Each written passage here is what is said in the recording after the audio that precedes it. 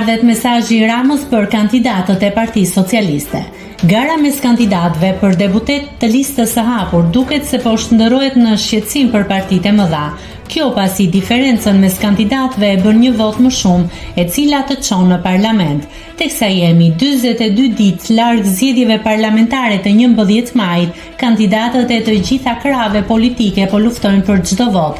Dhe kjo luftë në terren duket se ka shqetësuar kryetarin e Partisë Socialiste dhe njëherëzi kryeministrin Edi Rama.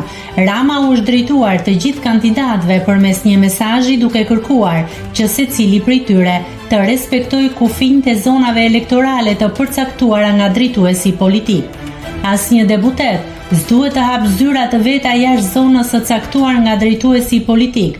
Deputeti është i lirë të bëjë takime ku të dojë, por në asnjë mënyrë nuk duhet të përdorë për takimet e tij strukturën. Struktura është në funksion të qëllimit të përbashkët, jo për të bërë tabelqitjeje çdo deputeti, thuhet në mesazhin e Ramës.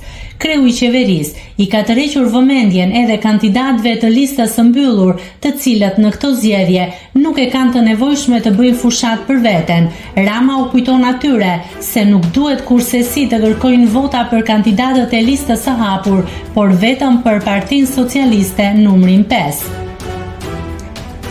Të gjithëve duhet u thonë tek vota preferenciale jeni të lirë, po ashtu deputetët në listën e hapur nuk është mirë të kërkojnë kolegëve në listën e mbyllur vota në zonën përkatëse, pasi e para i vën në pozitë të vështirë, e dyta i shtyn drejt prishjes së barazisë së garës dhe e treta i bëjnë të çorodisin strukturën. Vijon mëtej mesazhi i Ramës. Mesazhi i Ramës drejtuar kandidatëve të Partisë Socialiste. Asnjë deputet s'duhet të hapë zyra të veta jashtë zonës së caktuar nga drejtuesi politik. Deputeti është i lirë të bëjë takime ku të dojë, por në asnjë mënyrë nuk duhet të përdorë për takimet e tij strukturën. Struktura është në funksion të qëllimit të përbashkët, jo për të bërë tabelqitje e çdo deputeti.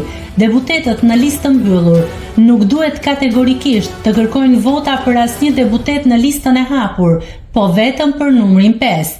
Të gjithëve duhet të thonë, tek vota preferenciale jeni të lirë, po ashtu deputetët në listën e hapur nuk është mirë të kërkojnë kolegëve në listën e mbyllur vota në zonën përkatëse, pasi e para i vën në pozitë të vështirë, e dyta i shtyn drejt prishjes së barazisë së garës dhe e treta i bëjnë të çorodisni strukturën.